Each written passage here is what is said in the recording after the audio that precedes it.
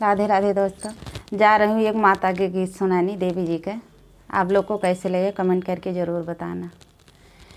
ज्वालामती फुलवरिया मलोभी, ज्वालामती फुलवरिया मलोभी, फुलवरिया मलोभी, फुलवरिया मलोभी, ज्वालामती फुलवरिया मलोभी, ज्वालामती फुलवरिया मलोभी। ज्वालामती का काव काव चाही, ज्वालामती का काव काव चाही।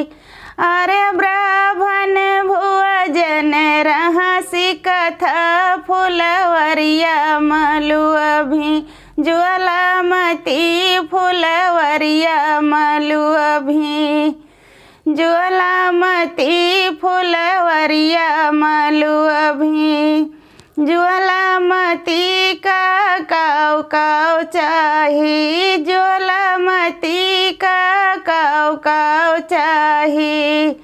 कत्था सुपारी लौंगा डली फुलवरिया मलोभी, ज्वालामती फुलवरिया मलोभी, फुलवरिया मलोभी, फुलवरिया मलोभी, ज्वालामती फुलवरिया मलोभी, ज्वालामती फुलवरिया मलोभी।